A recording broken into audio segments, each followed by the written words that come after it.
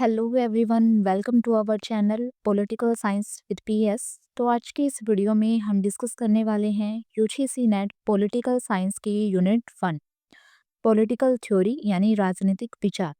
इस यूनिट में कुछ की कंसेप्ट्स आते हैं और कुछ आइडियोलॉजीज आती हैं जिसके बारे में हम डिस्कस करेंगे। सबसे पहले हम इसके की कंसेप्ट्स के बारे में जानेंगे। Liberty, equality, justice, rights, democracy, power and citizenship, ये कुछ की कंसेप्ट्स हैं पॉलिटिकल थ्योरी के। इसमें से आज हम सबसे पहले लिबर्टी यानी स्वतंत्रता, इसके बारे में डिस्कस करेंगे। तो चलिए जल्दी से स्टार्ट कर लेते हैं आज की हमारी वीडियो। सबसे पहले हम जानेंगे लिबर्टी होती क्या है। What is liberty? लिबर्टी जो है लैटिन भाषा के शब्द लिबर से निकली है। LIBER एक लैटिन वर्ड है जिससे लिबर्टी वर्ड निकला है। लिबर का अर्थ होता है प्रतिबंधों का अभाव यानी लैक ऑफ रेस्ट्रिक्शन। इस प्रकार स्वतंत्रता का अर्थ भी है प्रतिबंधों का अभाव। लिबर्टी एक पॉलिटिकल एंड सोशल कंसेप्ट माना जाता है जिसमें राज्य के द्वारा प्रतिबंधों का अभाव और सकारात्मकता जुड़ी हुई होती है। यानी राज्य के द्वारा किसी प्रकार का कोई रिस्ट्रिक्शन नहीं लगाया जाता और पॉजिटिविटी स्वतंत्रता से हमेशा जुड़ी हुई होती है। कुछ विचारकों के विचार हैं जो उन्होंने स्वतंत्रता पर दिए हैं। यूजीसी नेट के पेपर में ये विचार पूछे जाते हैं। एक विचार दे दिया जाएगा और नीचे ऑप्शन दिए जाएंगे और पूछा जाएगा कि ये विचार किस विचारक के हैं। इनमें सबसे पहले विचार आता है स्वतंत्रता पर। प्रत्येक मनुष्य स्वतंत्र होने के लिए बाध्य है या अभिशप्त है। ये विचार किनके हैं? ये विचार हैं जो पाल सात्रे के। दूसरा विचार आता है स्वतंत्रता सभी प्रतिबंधों का अभाव नहीं बल्कि अतार्किक प्रतिबंधों का अभाव है। ये विचार हैं DD मैकेंजी के। स्वतंत्रता का अभिप्राय है विरोधों की अनुपस्थिति, बाधाओं का अभाव और कानूनों की चुप्पी। ये विचार हैं थॉमस होब्स के। थॉमस होब्स एक समझौतावादी विचारक हैं जिन्होंने स्वतंत्रता पर अपने ये विचार दिए हैं। अगला विचार आता है स्वतंत्रता अति शासन का विलोम है। ये विचार हैं सीले के। अब आगे हमें करने हैं स्वतंत्रता के प्रकार, टाइप्स ऑफ लिबर्टी। स्वतंत्रता के कई प्रकार माने जाते हैं जैसे कि प्राकृतिक स्वतंत्रता, व्यक्तिगत स्वतंत्रता, नैतिक स्वतंत्रता, नागरिक स्वतंत्रता, राजनीतिक स्वतंत्रता, आर्थिक स्वतंत्रता, घरेलू स्वतंत्रता और राष्ट्रीय स्वतंत्रता। अब हम इन टाइप्स को एक एक करके डिस्कस करेंगे। तो चलिए आगे बढ़ते हैं। सबसे पहले आती है प्राकृतिक स्वतंत्रता यानी नेचुरल लिबर्टी। नेचुरल लिबर्टी का मतलब है प्रतिबंधों का अभाव, किसी प्रकार का कोई प्रतिबंध ना हो। प्राकृतिक स्वतंत्रता के जो समर्थक हैं वो हैं थॉमस होब्स और हर्बर्ट स्पेंसर। प्राकृतिक स्वतंत्रता के समर्थक मानते हैं हर एक मनुष्य विवेकशील है, उसमें सोचने समझने की क्षमता है, मनुष्य एक विवेकशील प्राणी है। और प्राकृतिक स्वतंत्रता का मतलब है प्रतिबंधों का अभाव, किसी भी प्रकार का कोई भी प्रतिबंध उस पर ना लगाया जाए, वो व्यक्ति की प्राकृतिक स्वतंत्रता मानी जाएगी। इसके समर्थक हैं थॉमस होब्स और हर्बर्ट स्पेंसर। दूसरी स्वतंत्रता आती है व्यक्तिगत स्वतंत्रता, इंडिविजुअल लिबर्टी। इंडिविजुअल लिबर्टी में आती है व्यक्ति अपने शरीर पर, अपने मस्तिष्क पर और अपनी आत्मा पर संप्रभु है। यानी व्यक्ति अपने शरीर की रक्षा कर सकता है, अपने मस्तिष्क की और अपनी आत्मा की रक्षा कर सकता है, उस पर कंट्रोल कर सकता है, वो संप्रभु है उस पर। कोई दूसरा व्यक्ति उसके शरीर को, उसके मस्तिष्क को, उसकी आत्मा को नुकसान नहीं पहुंचा सकता। इसके समर्थक माने जाते हैं JS मिल। तीसरी स्वतंत्रता आती है नैतिक स्वतंत्रता। नैतिक स्वतंत्रता को सबसे उत्कृष्ट स्वतंत्रता माना जाता है, सबसे अच्छी स्वतंत्रता माना जाता है। और नैतिक स्वतंत्रता के समर्थक हैं प्लेटो, अरस्तु, कांट और ग्रीन। उसके बाद आती है नागरिक स्वतंत्रता। नागरिक स्वतंत्रता यानी एक देश के नागरिकों को जो स्वतंत्रताएं मिली हुई होती हैं वो नागरिक स्वतंत्रता कहलाती हैं। नागरिक स्वतंत्रता में युक्त युक्त प्रतिबंध लगा दिया जाता है। पहले हमने जाना था स्वतंत्रता का मतलब प्रतिबंधों का अभाव है, लेकिन नागरिक स्वतंत्रता में प्रतिबंध लगाए जाते हैं, लेकिन युक्त युक्त प्रतिबंध लगाए जाते हैं। यानी सभी चीजों पर प्रतिबंध नहीं लगाया जाता, केवल उन्हीं चीजों पर प्रतिबंध लगाया जाता है जिससे दूसरों को नुकसान होता है। इसमें आती है जीवन और देह की स्वतंत्रता, विचार और अभिव्यक्ति की स्वतंत्रता। हमें भी मौलिक अधिकारों में जीवन का अधिकार मिला हुआ है, विचार और अभिव्यक्ति का अधिकार मिला हुआ है आर्टिकल 21 और आर्टिकल 19 में। ये हमारी नागरिक स्वतंत्रता है। नागरिक स्वतंत्रता के समर्थक माने जाते हैं अर्नेस्ट बार्गर। अगली स्वतंत्रता है राजनीतिक स्वतंत्रता। राजनीतिक स्वतंत्रता का मतलब है राजनीति से जुड़ी हुई स्वतंत्रता, राजनीति में भाग लेने की स्वतंत्रता। इसमें आते हैं मतदान की, वोट डालने की स्वतंत्रता, चुनाव लड़ने की स्वतंत्रता, शासन की आलोचना करने की स्वतंत्रता, शासन के कार्यों में भागीदारी करने की या फिर संघ बनाने की स्वतंत्रता। इस प्रकार की जो स्वतंत्रता है वो लोकतंत्र में ही पाई जाती है, डेमोक्रेसी में ही पाई जाती है। उसके बाद आती है घरेलू स्वतंत्रता। घरेलू स्वतंत्रता के समर्थक होप्स हाउस को माना जाता है। होप्स हाउस के बुक का नाम है elements of social justice. Elements of social justice book इन्होंने 1928 में लिखी थी और ये घरेलू स्वतंत्रता के समर्थक माने जाते हैं। इनकी बुक का नाम याद रखना, एलिमेंट्स ऑफ सोशल जस्टिस। इसके बाद आती है आर्थिक स्वतंत्रता। आर्थिक स्वतंत्रता दो प्रकार की है, नकारात्मक और सकारात्मक। नकारात्मक में आता है पूंजीवादी आर्थिक स्वतंत्रता और सकारात्मक में आती है समाज कल्याण, जो कि कल्याणकारी समाज में पाई जाती है। उसके बाद आती है राष्ट्रीय स्वतंत्रता। राष्ट्रीय स्वतंत्रता का मतलब है किसी उपनिवेश को साम्राज्य से आजादी मिलना, किसी देश को आजादी मिलना। फॉर एग्जाम्पल भारत ने 15 अगस्त 1947 को ब्रिटिश उपनिवेशवाद से आजादी हासिल की थी, जो कि भारत की राष्ट्रीय स्वतंत्रता मानी जाती है। चलिए आगे बढ़ते हैं। आगे हम जानेंगे कि कौन कौन से विचारक हैं जिन्होंने स्वतंत्रता पर अपने विचार दिए हैं। सबसे पहले आते हैं नकारात्मक उदारवादी विचारक। नकारात्मक उदारवादी विचारकों में पहले हैं होब्स। थॉमस होब्स ने स्वतंत्रता पर क्या विचार प्रकट किए हैं? थॉमस होब्स कहते हैं स्वतंत्रता यानी विरोधों की अनुपस्थिति। स्वतंत्रता को थॉमस होब्स विरोध की अनुपस्थिति मानते हैं। कानूनों की चुप्पी के रूप में स्वतंत्रता, बाधाओं का अभाव और शारीरिक स्वतंत्रता पर बल। थॉमस होब्स कहते हैं स्वतंत्रता का मतलब है विरोधों की अनुपस्थिति, कानूनों की चुप्पी और बाधाओं का अभाव। थॉमस होब्स शारीरिक स्वतंत्रता पर बल देते हैं।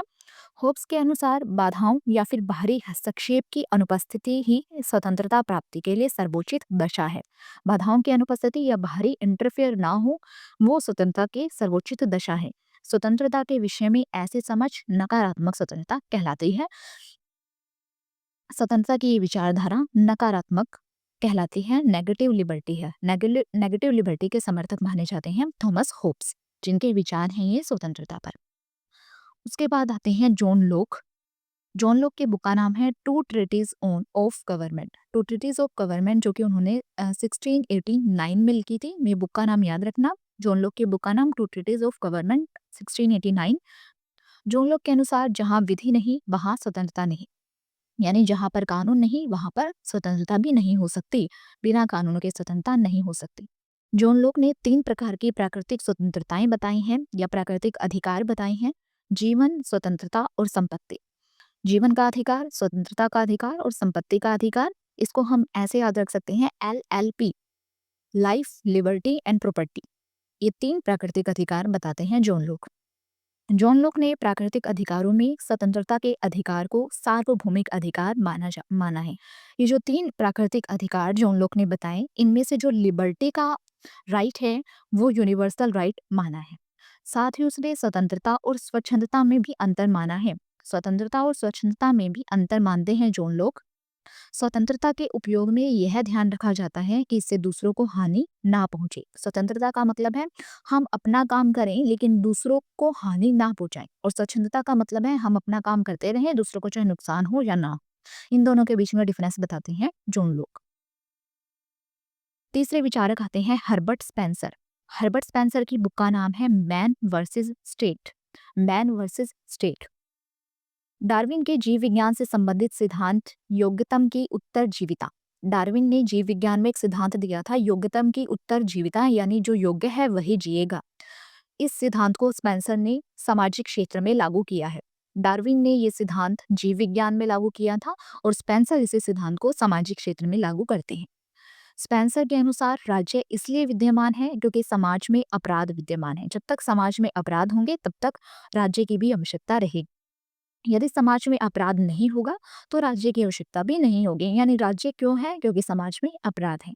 स्पेंसर भी लोक की तरह ही नाइट वॉचमैन राज्य का समर्थक है। नाइट वॉचमैन राज्य यानी रात्रि प्रहरी राज्य। रात्रि प्रहरी राज्य का मतलब होता है कि ये राज्य केवल 3 ही काम करता है। कौन कौन से 3 काम करता है? बाहरी आक्रमण से रक्षा करता है अपने नागरिकों की, शांति व्यवस्था बनाए रखता है और न्याय करता है। नाइट वॉचमैन के समर्थक हैं हर्बर्ट स्पेंसर। रात्रि प्रहरी राज्य लोक कल्याणकारी राज्य का उल्टा है। वेलफेयर स्टेट का बिल्कुल उल्टा माना जाता है night watchman state.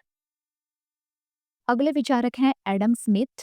Adam Smith की बुक का नाम है वेल्थ ऑफ नेशन, जो कि उन्होंने 1776 में लिखी थी, wealth of nation. Adam Smith, Ricardo और माल्थस आर्थिक क्षेत्र में अहस्तक्षेपवादी लेजिस फेयर नीति के समर्थक हैं, यानी राज्य का कम से कम हस्तक्षेप हो, इस नीति के समर्थक हैं एडम स्मिथ। एडम स्मिथ ने अदृश्य हाथ, इनविजिबल हैंड का विचार दिया है। ये क्वेश्चन कई बार यूजीसी नेट में पूछा गया है, अदृश्य हाथ, इनविजिबल हैंड का विचार किसने दिया है? तो ये विचार दिया है एडम स्मिथ ने। इनकी बुक के बारे में भी पूछा जाता है, वेल्थ ऑफ नेशन किसकी बुक है? एडम स्मिथ की बुक है। अगले विचारक हैं जेरेमी बेंथम। जेरेमी बेंथम की बुक का नाम है जेरेमी बेंथम की बुक का नाम है ए फ्रेगमेंट ऑन गवर्नमेंट 1776। बेंथम के अनुसार लोगों को संरक्षण की आवश्यकता है, स्वतंत्रता की नहीं। बेंथम क्या मानते हैं? लोगों को स्वतंत्रता की जरूरत नहीं है, बल्कि उनको सुरक्षा की जरूरत है। वेपर के अनुसार मुझे स्वतंत्रता दो या मृत्यु। ऐसी आवाज बेंथम के अनुसार एक मूर्ख की आवाज ही हो सकती है। यानी बेंथम कहते हैं लोगों को स्वतंत्रता की जरूरत नहीं है। अगर कोई ये कहता है कि या तो मुझे स्वतंत्रता दो या फिर मृत्यु दो, तो ऐसा व्यक्ति एक मूर्ख माना जाएगा। अगले विचारक हैं जेएस मिल। जीएस मिल स्वतंत्रता का सबसे बड़ा पक्षधर माना जाता है। जीएस मिल को स्वतंत्रता का सबसे बड़ा पक्षधर माना जाता है। इनकी बुक का नाम है ऑन लिबर्टी, जो कि 1859 में लिखी थी। ऑन लिबर्टी, इस बुक में वह नकारात्मक स्वतंत्रता का विस्तार से वर्णन करता है। नेगेटिव लिबर्टी के बारे में बताते हैं जीएस मिल इस बुक में। मिल जॉन लोक के बाद उदारवादी दर्शन में स्वतंत्रता का सबसे बड़ा दार्शनिक माना जाता है। जॉन लोक के बाद मिल को उदारवाद के दर्शन में सबसे बड़ा दार्शनिक माना जाता है। बेंथम स्वतंत्रता को साधन मानता है, जबकि मिल स्वतंत्रता को साध्य मानते हैं। जीएस मिल जो है वो बेंथम के शिष्य हैं। बेंथम तो लिबर्टी को एक साधन मानते थे, जबकि मिल स्वतंत्रता को एक साध्य मानते हैं। जीएस मिल ने स्वतंत्रता के 3 आयाम बताए हैं। चिंतन करने और विचार विमर्श करने की स्वतंत्रता। जीएस मिल के अनुसार स्वतंत्रता के 3 आयाम है। एक तो सोचने की और विचार विमर्श करने की स्वतंत्रता। दूसरा व्यक्तिकता का सिद्धांत, यानी स्व विषयक कार्य के संदर्भ में, यानी जिस कार्य का संबंध खुद से होता है उसको व्यक्तिकता के सिद्धांत में जीएस मिल ने डाला है। तीसरा है व्यक्ति के कार्यों पर प्राधिकार की सीमा, यानी व्यक्तियों के कार्यों पर कुछ कंट्रोल, कुछ प्रतिबंध लगा दिए जाएं पर विषयक कार्यों के संबंध में, यानी जिन कार्यों से दूसरों को भी नुकसान हो, दूसरों को भी हानि हो, वो परविषयक कार्य हैं। स्वविषयक कार्य जिससे केवल हमारा ही नुकसान हो या फायदा हो, जो भी हो, यानी जो सिर्फ हम तक सीमित हो, वो सविषयक कार्य हैं। जैसे कि नहाना, खाना पीना, ये सविषयक कार्य हैं। परविषयक कार्य जो काम हम करें लेकिन नुकसान या लाभ या हानि जो भी है वो दूसरों को हो, वो होते हैं परविषयक कार्य। जैसे कि गाने सुनना, तेज आवाज में गाने सुनना, हम अपने मनोरंजन के लिए सुन रहे हैं, लेकिन दूसरों को उससे तकलीफ हो रही है, उसके कानों को तकलीफ हो रही है उन गानों से।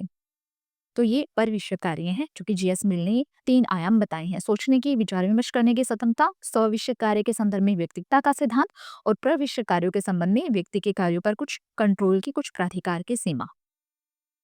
जीएस मिल ने हार्म प्रिंसिपल दिया है। ये क्वेश्चन भी यूजीसी नेट में कई बार पूछा जाता है। हानि का सिद्धांत, क्षति का सिद्धांत या फिर हार्म प्रिंसिपल किसने दिया है?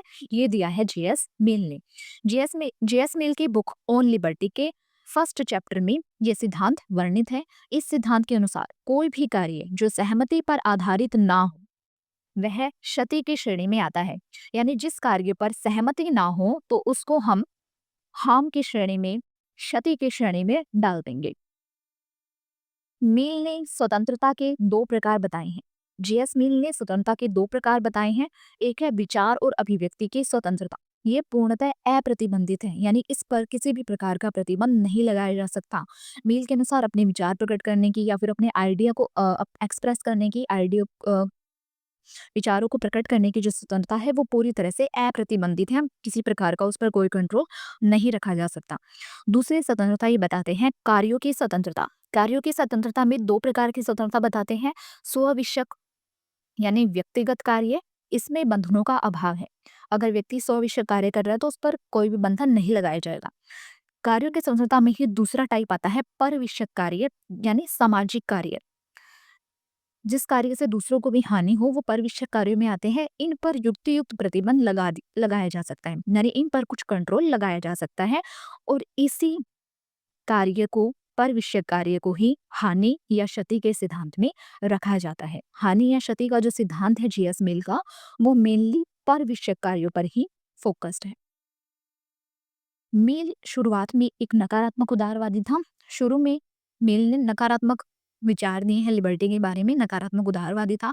लेकिन जब 1867 में उसने एक बुक लिखी, प्रिंसिपल ऑफ पॉलिटिकल इकोनॉमी, इसके फोर्थ चैप्टर में, चौथे संस्करण में, फोर्थ एडिशन में लिखा, उसमें उसने सकारात्मक उदारवाद का समर्थन किया। यानी पहले वो नेगेटिव लिबर्टी के समर्थक थे, लेकिन बाद में वो पॉजिटिव लिबर्टी के समर्थक हो गए जब उन्होंने अपनी बुक लिखी principle of political economy. Barker के अनुसार मिल खोखली स्वतंत्रता का मसीहा है। यानी यहाँ पर बार्कर जीएस मिल की आलोचना कर रहे हैं, मिल खोखली स्वतंत्रता का मसीहा है। ये वाक्य भी यूजीसी नेट के पेपर में पूछा जाता है कि जीएस मिल की आलोचना किसने की और क्या कहकर की कि मिल खोखली स्वतंत्रता का मसीहा है। ये आलोचना किसने की है? तो ये आलोचना की है बार्कर ने। अब आते हैं स्वेच्छातंत्रवादी विचारक। हमने पहले किए हैं नकारात्मक उदारवादी विचारक और अब करेंगे स्वेच्छातंत्रवादी विचारक। स्वेच्छातंत्रवादी विचारकों में पहले विचारक हैं F.A. हेयक। हेयक को अर्थशास्त्र के क्षेत्र में नोबेल पुरस्कार मिल चुका है 1974 में, 1974 में। इनकी बुक का नाम है road to serfdom. Road to serfdom जो कि इन्होंने 1944 में लिखी। दूसरी बुक है लो, लेजिस्लेशन एंड लिबर्टी 1973 में। और तीसरी बुक है इनकी द कॉन्स्टिट्यूशन ऑफ लिबर्टी जो कि इन्होंने 1960 में लिखी। इनकी बुक के नाम याद रखना और इनको नोबेल पुरस्कार कब मिला वो डेट याद रखना, 1974 में। हेग का स्वतंत्रता का तात्पर्य है विकल्पों की उपलब्धि, यानी जहां पर ऑप्शंस हों। विकास के जितने ज्यादा विकल्प होंगे उतनी ही ज्यादा स्वतंत्रता होगी, जितने ज्यादा ऑप्शन उतनी ज्यादा लिबर्टी। विकल्पों को बंद कर दिया जाए तो उसी को गुलामी का मार्ग यानी रोड टू सर्फडम कहेंगे।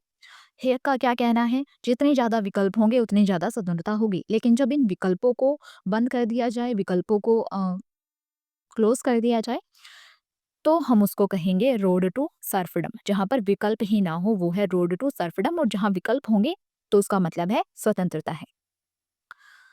हेयक ने 4 प्रकार की स्वतंत्रता बताई है: राजनीतिक स्वतंत्रता, आंतरिक स्वतंत्रता, शक्ति रूपी स्वतंत्रता और व्यक्तिगत स्वतंत्रता। हेयक के अनुसार स्वतंत्रता का समान वितरण नहीं किया जा सकता।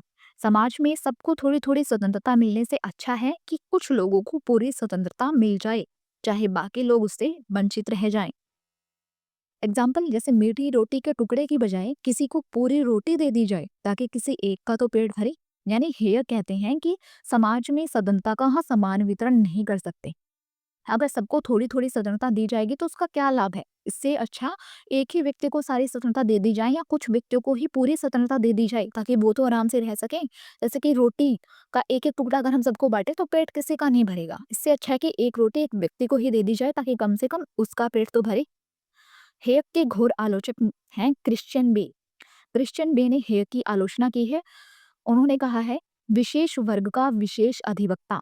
हेयक को विशेष वर्ग का विशेष अधिवक्ता कहा है क्योंकि यहाँ पर हेयक एक विशेष वर्ग की ही बात कर रहे हैं, एक व्यक्ति या कुछ व्यक्तियों की ही बात कर रहे हैं कि उन्हीं को ज्यादा स्वतंत्रता दे दी जाए, तो वो एक विशेष वर्ग के अधिवक्ता हैं।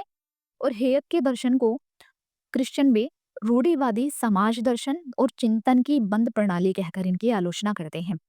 ये क्वेश्चन भी आ सकता है, हेयक के दर्शन को रूढ़िवादी समाज दर्शन किसने कहा और चिंतन की बंद प्रणाली कहकर किसने आलोचना की? किसने की? क्रिश्चियन बे ने। उसके बाद दूसरे स्वेच्छातंत्रवादी विचारक हैं मिल्टन फ्रीडमैन। मिल्टन फ्रीडमैन की बुक का नाम है capitalism and freedom. Capitalism and freedom इन्होंने 1962 में लिखी थी। फ्रीडमैन के अनुसार स्वतंत्रता केवल पूंजीवादी व्यवस्था की ही विशेषता है। मिल्टन फ्रीडमैन स्पेंसर के राजनीतिक आर्थिक दर्शन का समर्थक है, अर्थात राज्य जो सरकार है वो असहाय, अनाथ और गरीबों के समाज कल्याण का काम ना करे।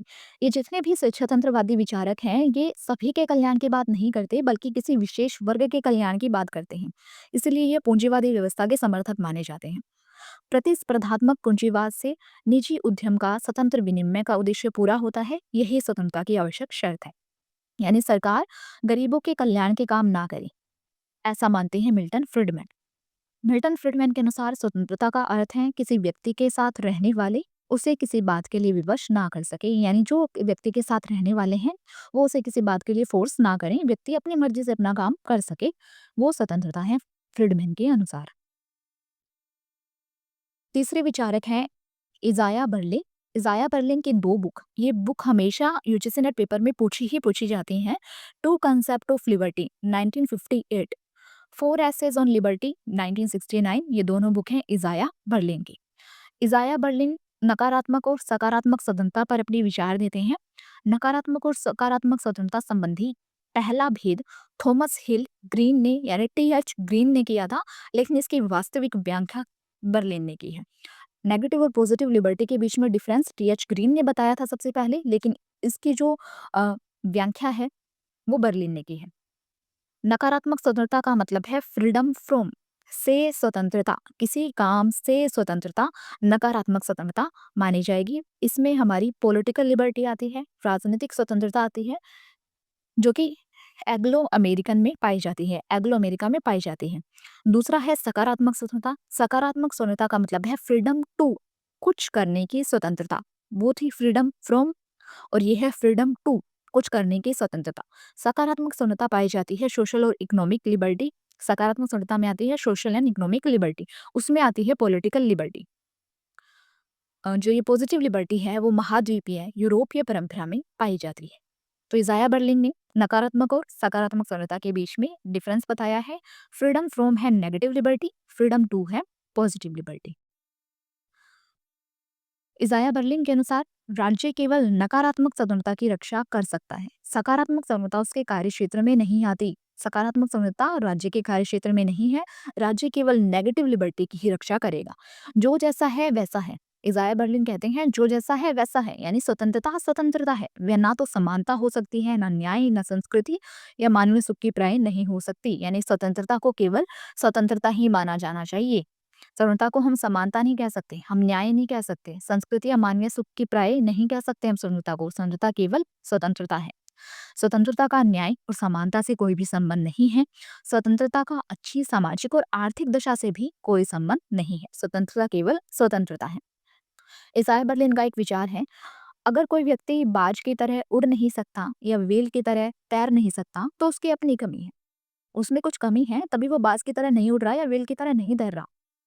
अर्थात अपनी आकांक्षाएं या सपने पूरे करने की क्षमता या अक्षमता व्यक्ति का स्वयं का निजी मामला है। उसमें राज्य क्या करे, कुछ काम करना या ना करना व्यक्ति की क्षमताओं पर डिपेंड है, उसमें राज्य कुछ नहीं कर सकता। ऐसा विचार किसका है? इजाया बर्लिन का। अगर कुछ करने की हमें क्षमता नहीं है तो वो हमारी अपनी कमी है, राज्य उसमें कुछ नहीं कर सकता। उसके बाद आता है सकारात्मक स्वतंत्रता। सकारात्मक स्वतंत्रता का अर्थ है, सकारात्मक स्वतंत्रता की जो अवधारणा का मूल तर्क यह है, कानूनी बाध्यता और नैतिक बाध्यता से हमारी स्वतंत्रता घटने की बजाय बढ़ती है। पॉजिटिव लिबर्टी वाले मानते हैं कि जो भी लीगल बाउंडेशन है या फिर मोरल बाउंडेशन है, उससे हमारी स्वतंत्रता घटती नहीं बल्कि बढ़ती है। राज्य के पास लोगों के जीवन को और अधिक समृद्धिपूर्ण बनाने की आशा में हस्तक्षेप करने का अधिकार है, यानी राज्य के पास लोगों के जीवन को अच्छा बनाने के लिए उसके लाइफ में इंटरफेयर करने का राइट है। इसके समर्थक हैं होब्सन, चार्ल्स टेलर और जॉन क्रिस्टमन। अंटार्कटिक चार्टर में यूएसए के राष्ट्रपति फ्रैंकलिन जी रूजवेल्ट ने 4 प्रकार की स्वतंत्रताओं का वर्णन किया है। ये क्वेश्चन भी यूजीसी नेट में पूछा जा चुका है। यूएसए के जो राष्ट्रपति हैं रूजवेल्ट, उन्होंने कितने प्रकार की स्वतंत्रता बताई है? रूजवेल्ट ने 4 प्रकार की स्वतंत्रताएं बताई हैं। अभिव्यक्ति की स्वतंत्रता, उपासना की स्वतंत्रता, भय से स्वतंत्रता और अभाव से स्वतंत्रता। पाकिस्तान के प्रसिद्ध अर्थशास्त्री महबूब उल हक और भारतीय अमर्त्य सेन के द्वारा प्रेरित यूएनडीपी की मानव विकास रिपोर्ट का आधार भी पॉजिटिव लिबर्टी ही मानी जाती है। पहले हमने किया था नकारात्मक उदारवादी, फिर किया हमने स्वेच्छातंत्रवादी, और अब हम कर रहे हैं सकारात्मक स्वतंत्रता के विचार। सकारात्मक स्वतंत्रता के समर्थक में आते हैं होब्सन, चार्ल्स टेलर और क्रिस्टमन। एक एक करके अब हम इनको डिस्कस कर लेंगे। चार्ल्स टेलर, जो कि सकारात्मक उदारवादी माने जाते हैं, सकारात्मक स्वतंत्रता के समर्थक माने जाते हैं। समुदायवादी विचारक हैं चार्ल्स टेलर। इन्होंने स्वतंत्रता को 2 भागों में बांटा है, स्वतंत्रता की अवसर अवधारणा और स्वतंत्रता की प्रयोग अवधारणा। स्वतंत्रता की अवसर अवधारणा और स्वतंत्रता की प्रयोग अवधारणा, इन दो भागों में स्वतंत्रता को किसने बांटा है? चार्ल्स टेलर ने। स्वतंत्रता की जो अवसर अवधारणा है वो नकारात्मक स्वतंत्रता है, यानी वो फ्रीडम फ्रॉम है, जो कि इजाया बर्लिन ने बताया था, नेगेटिव लिबर्टी फ्रीडम फ्रॉम है। उसी प्रकार चार्ल्स टेलर की जो स्वतंत्रता की अवसर अवधारणा है वो भी फ्रीडम फ्रॉम है, नेगेटिव लिबर्टी है। स्वतंत्रता की प्रयोग अवधारणा सकारात्मक है, यानी फ्रीडम टू है। टेलर इसी के पक्षधर हैं। चार्ल्स टेलर स्वतंत्रता की प्रयोग अवधारणा के समर्थक माने जाते हैं, फ्रीडम टू सकारात्मक स्वतंत्रता के समर्थक माने जाते हैं। दूसरे आते हैं जॉन क्रिस्टमन। जॉन क्रिस्टमन की बुक का नाम है positive freedom. Positive freedom past present and future 2021 में लिखी है। ये हाल फिलहाल की बुक है जॉन क्रिस्टमन की। ये बुक पूछी जा सकती है। Positive freedom past present and future किसकी बुक है? जॉन क्रिस्टमन की। जॉन क्रिस्टमन के अनुसार सकारात्मक स्वतंत्रता इस बात से संबंधित है कि इच्छाएं कैसे जन्म लेती हैं, हमारी डिजायर कैसे जन्म लेती हैं, ना कि इस बात को महत्व देते कि इच्छाएं क्या है। जॉन क्रिस्टमन कहते हैं कि हमें जो पॉजिटिव लिबर्टी है वो इस बात से संबंधित नहीं है कि इच्छाएं क्या हैं, लोगों की इच्छाएं क्या हैं, इस बात से संबंधित नहीं है, बल्कि ये इच्छाएं जन्म कैसे लेती हैं, इससे सकारात्मक स्वतंत्रता संबंधित है। अगर इच्छाएं स्वतंत्रता और विवेक पर आधारित हैं तो वे स्वतंत्रता है, लेकिन अगर वे अज्ञान, दबाव और जोड़-तोड़ पर आधारित हैं तो वे व्यक्ति स्वतंत्र नहीं है। यानी व्यक्ति ने अपनी सूझबूझ से इच्छाएं प्रकट की हैं तो वो स्वतंत्रता है। लेकिन अगर किसी के दबाव में, किसी के जोड़-तोड़ करने पर, किसी के दबाव डालने पर या फिर अपने अज्ञान से इच्छाएं प्रकट की हैं तो वो व्यक्ति स्वतंत्र नहीं है, क्योंकि दूसरे व्यक्ति ने उसे फोर्स किया है। इसलिए अगर कोई एग्जाम्पल है, इसलिए अगर कोई मुस्लिम महिला अपनी इच्छा से बुर्का पहनती है तो कृष्णमन के अनुसार वह स्वतंत्र है, लेकिन वह किसी के दबाव में पहनेगी तो वह स्वतंत्र नहीं है। यानी अपनी मर्जी से वो कुछ भी पहने, स्वतंत्र है, लेकिन दूसरे के फोर्स करने पर वो चीज पहनेगी तो वो स्वतंत्र नहीं है। आधुनिक उदारवादियों के स्वतंत्रता संबंधी विचार। आधुनिक उदारवादी जो कि सकारात्मक स्वतंत्रता के विचारक ही माने जाते हैं, इनके स्वतंत्रता पर कुछ विचार हैं। आधुनिक उदारवादी सकारात्मक स्वतंत्रता के पक्षधर माने जाते हैं। ये स्वतंत्रता पर युक्त प्रतिबंध जरूरी मानते हैं। बाजार और संपत्ति पर नियंत्रण आवश्यक मानते हैं। लोस्की के अनुसार आर्थिक स्वतंत्रता के अभाव में राजनीतिक स्वतंत्रता बेकार है। ये वाक्य भी पूछा जा सकता है, किसने कहा आर्थिक स्वतंत्रता के अभाव में राजनीतिक स्वतंत्रता बेकार है? ये विचार हैं लोस्की के। जेएल नेहरू ने कहा भूखे मनुष्य के लिए वोट का कोई महत्व नहीं है। भूखे मनुष्य के लिए वोट का कोई महत्व नहीं है, ये विचार हैं जेएल नेहरू के। बार्कर के अनुसार स्वतंत्रता का तात्पर्य प्रतिबंधों का अभाव नहीं है, जैसे कुरूपता का अभाव सुंदरता नहीं है। ये भी पूछा जा चुका है यूजीसी नेट में। स्वतंत्रता का तात्पर्य प्रतिबंधों का अभाव नहीं, जैसे कुरूपता का अभाव सुंदरता नहीं। ये विचार किसके हैं? बार्कर के। अब आते हैं आदर्शवादी विचारक। आदर्शवादी विचारकों में पहले विचारक हैं हीगल। हीगल सकारात्मक स्वतंत्रता के पक्षधर हैं और स्वतंत्रता को ये ब्रह्मांडीय आत्मा का आज्ञा पालन मानते हैं, जो कि विवेक के द्वारा प्रकट होती है। हीगल के अनुसार स्वतंत्रता क्या है? ब्रह्मांडीय आत्मा का आज्ञा पालन करना, जो कि विवेक द्वारा प्रकट है। हीगल के अनुसार राज्य की आज्ञा का पालन करना ही स्वतंत्रता है, यानी राज्य जो कहे उसको पालन करते रहें, वो हमारी स्वतंत्रता है। जो जेल जा रहा है वो स्वतंत्र हो रहे हैं, ऐसे विचार हैं हीगल के। दूसरे विचारक हैं थॉमस हिल ग्रीन, यानी टी.एच. ग्रीन। टी.एच. ग्रीन भी सकारात्मक स्वतंत्रता के समर्थक माने जाते हैं। वह हीगल की तरह ही मानता है ब्रह्मांडीय आत्मा ब्रह्मांड की नैतिक व्यवस्था को बनाती है। स्वतंत्रता उन कार्यों को करने या उपभोग करने की शक्ति है जो कार्य करने और उपभोग करने योग्य हैं। ये बात किसने कही है कि स्वतंत्रता वो कार्य करने और उपभोग करने की शक्ति है जो काम करने योग्य है या उपभोग करने योग्य है? ऐसा कहा है टी.एच. ग्रीन ने। टी.एच. ग्रीन भी हीगल की तरह ही ब्रह्मांडीय आत्मा को मानते हैं, जो कि ब्रह्मांड की नैतिक व्यवस्था को बनाती है। सकारात्मक स्वतंत्रता को स्पष्ट करते हुए टी.एच. ग्रीन ने 3 प्रकार की स्वतंत्रता बताई है: औपचारिक स्वतंत्रता, न्यायपरक स्वतंत्रता और वास्तविक स्वतंत्रता। औपचारिक स्वतंत्रता यानी नैतिक मामलों में इच्छा की स्वतंत्रता। न्यायपरक स्वतंत्रता औपचारिक स्वतंत्रता को समाज द्वारा जब मान्यता मिल जाती है तो वो न्यायपरक स्वतंत्रता मानी जाती है। एग्जाम्पल 19वीं शताब्दी में इंग्लैंड को मान्यता मिली, वो न्यायपरक स्वतंत्रता थी। तीसरा है वास्तविक स्वतंत्रता। वास्तविक स्वतंत्रता का मतलब है सामान्य शुभ में सहभागिता द्वारा आत्मज्ञान की प्राप्ति, यानी किसी अच्छे काम में सहभागिता के द्वारा हमें आत्मज्ञान की प्राप्ति होगी, वो हमारी वास्तविक स्वतंत्रता है। तो ये 3 प्रकार की स्वतंत्रताएं बताते हैं टी.एच. ग्रीन: औपचारिक, न्यायपरक और वास्तविक। तीसरे विचारक हैं रूसो। रूसो ने अपने लेख डिस्कोर्सेज ऑन इनइक्वालिटी जो कि उन्होंने 1755 में लिखी थी, इस बुक में स्वतंत्रता की क्षति कैसे होती है, इस विषय पर अपने विचार प्रकट किए हैं कि स्वतंत्रता की हानि या स्वतंत्रता की क्षति कैसे होती है। इनकी एक और बुक का नाम है सोशल कॉन्ट्रैक्ट जो कि इन्होंने 1761 में लिखी थी। इस बुक में रूसो ने प्राकृतिक स्वतंत्रता त्याग कर नागरिक स्वतंत्रता की प्राप्ति के लिए सामाजिक समझौता किया है। रूसो एक सोशल कॉन्ट्रैक्ट विचारक माने जाते हैं, सामाजिक समझौतावादी विचारक माने जाते हैं, और ये विचार रूसो ने अपनी बुक सोशल कॉन्ट्रैक्ट में दिए हैं, जिसमें वो कहते हैं प्राकृतिक स्वतंत्रता को त्याग करके नागरिक स्वतंत्रता की प्राप्ति के लिए लोग समझौता करते हैं। इस पुस्तक के पहले अध्याय में रूसो ने कहा, स्वतंत्रता का त्याग मनुष्य होने के दावे का त्याग है। स्वतंत्रता को त्याग देना मनुष्य होने के दावे को त्याग देना है। आगे रूसो लिखते हैं, मनुष्य स्वतंत्र पैदा हुआ है लेकिन हर जगह जंजीरों में जकड़ा हुआ है। ये भी कुछ फेमस डायलॉग है, फेमस वाक्य है रूसो के। मनुष्य स्वतंत्र पैदा हुआ है लेकिन वो हर जगह जंजीरों में जकड़ा हुआ है। रूसो सामान्य इच्छा की आज्ञाकारिता के रूप में स्वतंत्रता मानते हैं। जनरल विल के समर्थक भी माने जाते हैं रूसो, सामान्य इच्छा के समर्थक, और सामान्य इच्छा की आज्ञाकारिता के रूप में स्वतंत्रता को मानते हैं रूसो। उसके बाद आते हैं कांट। कांट की बुक का नाम है क्रिटिक ऑफ प्योर रीजन जो कि उन्होंने 1781 में लिखी थी। Critique of pure reason. Kant नैतिक स्वतंत्रता के समर्थक हैं, सकारात्मक स्वतंत्रता के भी समर्थक हैं, नैतिक स्वतंत्रता पर बल देते हैं। कांट मानते हैं संकल्प की स्वतंत्रता, संकल्प या विकल्प की स्वतंत्रता। नैतिकता का आधार है विकल्प या संकल्प। एग्जाम्पल, एक भूखा व्यक्ति रोटी चुराता है तो अनैतिकता नहीं माना जाएगा क्योंकि उसके पास और कोई विकल्प ही नहीं था और कोई ऑप्शन ही नहीं था। लेकिन अगर कोई पेट भरा हुआ व्यक्ति ऐसा करता है तो ये अनैतिक काम माना जाएगा। यानी जिसको जिस चीज़ की नीड थी, अगर वो उस चीज़ को चुरा लेता है तो उसको अनैतिकता नहीं माना जाएगा। लेकिन अगर किसी व्यक्ति के पास वो चीज़ है फिर भी वो उस चीज़ की चोरी कर रहा है तो वो अनैतिक माना जाएगा कांट के अनुसार। उसके बाद आते हैं समतावादी विचारक। समतावादी विचारकों में सबसे पहले विचारक हैं जॉन रोल्स। जॉन रोल्स ने स्वतंत्रता की एक हरी संकल्पना दी है। जॉन रोल्स ने विभेद का सिद्धांत दिया है।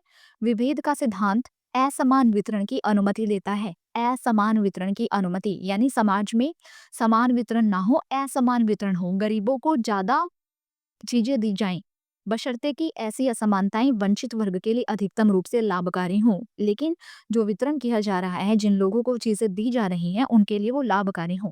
रोल्स अपनी इस व्याख्या को लोकतांत्रिक समानता की संज्ञा देता है, जिसे सकारात्मक समृद्धता का अवतार माना गया है। ऐसा असमान वितरण लोकतांत्रिक समानता मानता है रोल्स, जिसे सकारात्मक समृद्धता का अवतार भी माना गया है। पॉजिटिव लिबर्टी के समर्थक है जॉन रोल्स, और ये कहते हैं विभेद का सिद्धांत ये देते हैं जिसमें असमान वितरण की ये बात करते हैं। रोल्स ने नकारात्मक स्वतंत्रता को प्राकृतिक स्वतंत्रता की व्यवस्था कहा है। रोल्स ने नकारात्मक स्वतंत्रता की आलोचना करते हुए कहा कि इसके परिणाम सर्वथा अनुचित होंगे और ना ही इस व्यवस्था में न्याय की उम्मीद की जा सकती है। यानी प्राकृतिक अवस्था में जहाँ पर अ, ना कोई न्याय होता है, मारकाट होती है, वैसी नकारात्मक स्वतंत्रता होती है। नकारात्मक स्वतंत्रता की आलोचना रोल्स इस आधार पर करते हैं। जॉन रोल्स सकारात्मक स्वतंत्रता के ही पक्षधर हैं और नकारात्मक स्वतंत्रता की वो आलोचना करते हैं। दूसरे विचारक हैं अमर्त्य सेन। अमर्त्य सेन की बुक का नाम है डेवलपमेंट एज फ्रीडम जो कि उन्होंने 1999 में लिखी थी। दूसरी बुक है इनकी आइडेंटिटी एंड वायलेंस जो 2006 में लिखी है। Development as freedom and identity and violence. Amartya Sen के अनुसार स्वतंत्रता का तात्पर्य है व्यक्ति की क्षमताओं का विकास करना। स्वतंत्रता का तात्पर्य अमर्त्य सेन के अनुसार व्यक्ति की क्षमताओं का विकास करना। व्यक्ति को मछली देने के बजाय मछली का शिकार करना सिखाया जाए, वो स्वतंत्रता है। यानी अमर्त्य सेन कहते हैं कि किसी व्यक्ति को कोई चीज दे देना स्वतंत्रता नहीं है, बल्कि उस चीज को प्रोड्यूस करना सिखाया जाए। जैसे किसी व्यक्ति को खाना दे देना स्वतंत्रता नहीं है, बल्कि उसको खाना बनाना सिखाया जाए, वो स्वतंत्रता है। यानी उसमें क्षमताओं का विकास किया जाए, उसमें उसको इस योग्य बनाया जाए कि वो अपने आप से उस चीज को ले सके, अपने आप से उस चीज को प्रोड्यूस कर सके। जैसे कि एग्जाम्पल, मछली देने की बजाय उसको मछली करने का सिखाया जाए ताकि क्षमताओं का विकास हो और वह स्वतंत्र हो सके। विकास के लिए स्वतंत्रता या स्वतंत्रता के लिए विकास। विकास के लिए स्वतंत्रता, स्वतंत्रता के लिए विकास, ये वाक्य भी अमर्त्य सेन के हैं। ये क्वेश्चन भी यूजीसी नेट में पूछा जा चुका है। मानवीय क्षमताओं के विकास के लिए अमर्त्य सेन 5 स्वतंत्रताओं को सहायक मानते हैं। अमर्त्य सेन ने 5 स्वतंत्रताएं बताई हैं क्षमताओं के विकास करने की। इसमें पहली स्वतंत्रता है राजनीतिक स्वतंत्रता, सामाजिक स्वतंत्रता, आर्थिक स्वतंत्रता, पारदर्शिता की गारंटी और शरण्य सुरक्षा। ये 5 प्रकार की स्वतंत्रताएं हैं जो मनुष्य के क्षमताओं के विकास में सहायक हैं।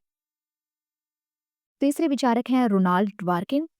रोनाल्ड डवार्किन के अनुसार विधिक हस्तक्षेप ही स्वतंत्रता है, यानी कानूनी हस्तक्षेप ना हो तो स्वतंत्रता होगी। मेरी समझ से कानूनी बाध्यताओं से मुक्त ही स्वतंत्रता है, जिसे आमतौर पर नकारात्मक स्वतंत्रता कहा जाता है। इस वाक्य से रोनाल्ड डवार्किन नेगेटिव लिबर्टी के समर्थक हैं, क्योंकि उन्होंने कहा है कि कानूनी बाध्यताएं ना हो, मुक्ति मिले, वो स्वतंत्रता है।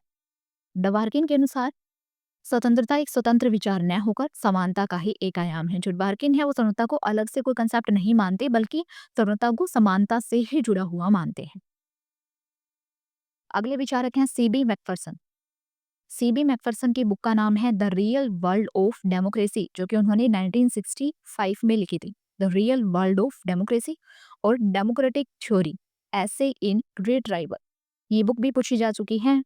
डेमोक्रेटिक थ्योरी ऐसे इन रिट्राइवल 1973, ये बुक इसकी है, सीबी मैकफरसन की। मैकफरसन ने क्रिएटिव फ्रीडम का विचार दिया है, सृजनात्मक स्वतंत्रता का विचार दिया है। मनुष्य की विकासात्मक शक्ति का विस्तार ही उसकी सृजनात्मक स्वतंत्रता की गारंटी है। मैकफरसन ने शक्ति के 2 प्रकार बताए हैं, एक दोहन शक्ति और दूसरी है विकासात्मक शक्ति। दोहन शक्ति जो है वो स्वार्थ पर आधारित है और ये पूंजीवाद में पाई जाती है। विकासात्मक शक्ति यह परार्थ पर या सहयोग पर आधारित है और ये सृजनात्मक स्वतंत्रता को बढ़ावा देती है।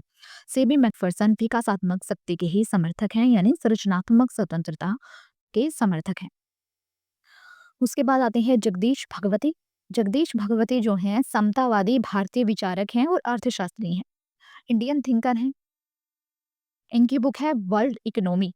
दूसरी बुक है इनकी India in transition, freeing the economy.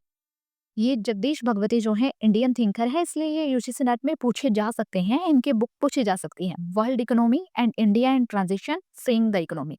Bhagwati के अनुसार वैश्वीकरण अपनाने के बाद भारत में सृजनात्मक स्वतंत्रता का ह्रास हो गया है। जब से ग्लोबलाइजेशन आया है, भारत में क्रिएटिव लिबर्टी खत्म होती जा रही है, क्योंकि यहाँ कुछ क्रिएट करने से पहले लोग वैश्वीकरण के द्वारा दूसरे देशों से ही चीजें मंगवा लेते हैं, जिससे भारत के लोगों में सृजनात्मक स्वतंत्रता नहीं रही, अब उसका हास हो रहा है, उसकी हानि हो रही है।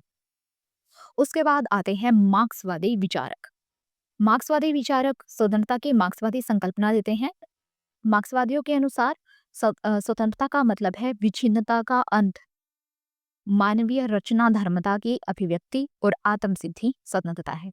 3 बताते हैं ये मार्क्सवादी विचारक की स्वतंत्रता क्या है। एक तो विच्छिन्नता का अंत, दूसरा मानवीय रचना धर्मता की अभिव्यक्ति और तीसरा आत्मसिद्धि। मार्क्सवादी विचारकों में सबसे पहले विचारक आते हैं तरुण मार्क्स, जिसे यंग मार्क्स भी बोला जाता है। यंग मार्क्स ने विचार दिए हैं आर्थिक और दार्शनिक पांडुलिपियां, जो कि 1844 में, ये बुक का नाम है आर्थिक और दार्शनिक पांडुलिपियां 1844। तरुण मार्क्स यानी यंग मार्क्स ने अलगाव की अवधारणा दी है। अलगाव के इन्होंने 4 स्तर बताए हैं। एक तो रचना से अलगाव, दूसरा प्रकृति से अलगाव, तीसरा साथियों से अलगाव और चौथा है खुद से अलगाव। एक तो अपनी रचना से अलगाव हो जाना, दूसरा नेचर से अलगाव हो जाना, अपने साथियों से, और लास्ट में खुद से ही अलगाव हो जाना। मार्क्स के अनुसार स्वतंत्रता का अर्थ अकेलापन नहीं है, बल्कि वास्तविक स्वतंत्रता का आनंद प्रकृति या समूह से जुड़कर ही उठाया जा सकता है। मार्क्स कहते हैं स्वतंत्रता का मतलब अलगाव नहीं है, अकेलापन नहीं है, लेकिन जबकि स्वतंत्रता का आनंद तो हम प्रकृति में या अपने साथियों से जुड़कर ही उठा सकते हैं। दूसरे विचारक हैं फ्रेडरिक एंजल्स। इनकी बुक का नाम है एंटी डुहेरिंग। एंटी डुहेरिंग जो कि इन्होंने 1878 में लिखी थी। एंजल्स के अनुसार विविधता से स्वतंत्रता की ओर, इनके विचार हैं विविधता से स्वतंत्रता की ओर। जैसे जैसे मानव का प्रकृति के अटल नियमों पर नियंत्रण बढ़ता जाएगा, मानव विवशता के लोक से निकलकर स्वतंत्रता के लोक में प्रवेश कर जाएगा। ये क्या कहते हैं, विवशता से निकलकर स्वतंत्रता की ओर जाओ। जैसे जैसे मनुष्य का नेचर पर कंट्रोल बढ़ता जाएगा, वैसे वैसे वो विवशता से निकलकर स्वतंत्र लोक में प्रवेश करेगा। ऐसा कौन कहते हैं, फ्रेडरिक एंजल्स। तीसरे विचारक हैं एरिक फोम। इनकी बुक भी कई बार पूछी जाती है, escape from freedom and fear of freedom. Escape from freedom जो कि 1941 में लिखी थी और फियर ऑफ फ्रीडम 1942 में लिखी थी। ये बुक है एरिक फोम की। एरिक फ्रोम के अनुसार पूंजीवादी व्यवस्था के अंतर्गत मानव भौतिकवाद के जाल में उलझकर नैतिक अकेलेपन का शिकार हो जाता है, उसका अलगाव हद से ज़्यादा बढ़ जाता है, तो मानव सिजोफ्रेनिया जो कि एक मानसिक रोग है उसका शिकार हो जाता है। एरिक फ्रोम क्या कहते हैं, जब व्यक्ति ज़्यादा भौतिकवाद के चक्कर में उलझ जाता है तो वो नैतिक अकेलेपन का शिकार हो जाता है। भौतिकवाद के पीछे इतना भागता है कि उसकी नैतिक अकेलापन बढ़ता जाता है और उसका अलगाव इतनी हद से ज़्यादा बढ़ जाता है कि उसको एक मानसिक रोग हो जाता है जिसका नाम है सिज़ोफ्रेनिया। उसके बाद आते हैं हर्बर्ट मोर्क्यूस। हर्बर्ट मोर्क्यूस की बुक का नाम है one dimensional man. One dimensional man 1964 में इन्होंने लिखी थी। हर्बर्ट मार्क्यूस के अनुसार पूंजीवादी व्यवस्था में उपभोक्ता संस्कृति मनुष्य पर इतनी हावी हो गई है कि मानव केवल तुच्छ भौतिक इच्छाओं का दास बनकर रह गया है। पूंजीवादी व्यवस्था में उपभोक्ता संस्कृति मनुष्य पर हावी हो गई कि मानव केवल भौतिक फेस्तों के पीछे ही पड़ा रहता है, उनका ही दास बनकर रह गया है। आधुनिक प्रौद्योगिकी समाज में संचार और अन्य साधनों के द्वारा मनुष्य का माइंड वॉश कर दिया गया है। टेक्नोलॉजी इतनी बढ़ गई है, कम्युनिकेशन के और अन्य संसाधन इतने हैं कि उससे मनुष्य का माइंड वॉश हो गया है। इसने भौतिक संसाधनों की भूख की मिथ्या चेतना को बढ़ावा देकर मानव को एक आयामी बना दिया, मानव को वन डायमेंशनल बना दिया। वो केवल भौतिक संसाधनों के पीछे ही पड़ा रहता है। आज मानव का सृजनात्मक संरचना वाला बहुआयामी व्यक्तित्व कहीं खो चुका है।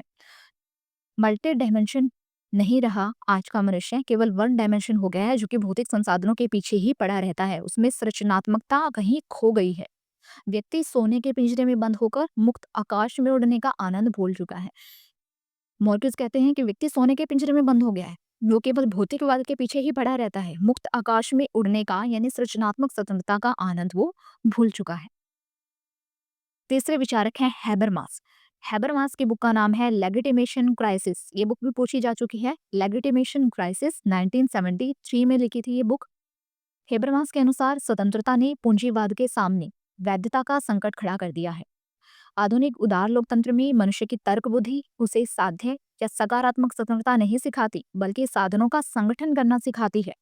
तर्क बुद्धि व विवेकशीलता अब स्वाधीनता नहीं, भोगशाली पराधीनता का पर्याय बन गई है। लेगिटिमेशन क्राइसिस में वैधता के संकट के बारे में बताते हैं हैबरमास।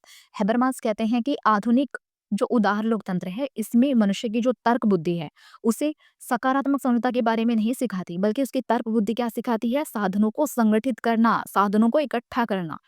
तर्क बुद्धि और विवेकशीलता अब स्वाधीनता नहीं रही, बल्कि भोगशाली पराधीनता हो गई है। पहले तर्कशीलता को, विवेकशीलता को, रैशनैलिटी को स्वाधीनता माना जाता था, स्वतंत्र माना जाता था, लेकिन आज के टाइम में यही चीजें भोगशाली पराधीनता की पर्यायवाची बन चुकी हैं। ऐसे विचार हैं हैबरमास के। आज के इस वीडियो में हमने पॉलिटिकल थ्योरी फर्स्ट यूनिट के की कंसेप्ट में लिबर्टी यानी स्वतंत्रता के बारे में जाना है। स्वतंत्रता क्या है, इसके प्रकार क्या है और विभिन्न विचारकों ने, विभिन्न विचारधाराओं वाले विचारकों ने स्वतंत्रता पर अपने क्या क्या विचार दिए हैं, वो सब आज हमने इस वीडियो में जाना है। आज के लिए इतना ही, मिलते हैं नेक्स्ट वीडियो में एक नए टॉपिक के साथ। Thank you so much.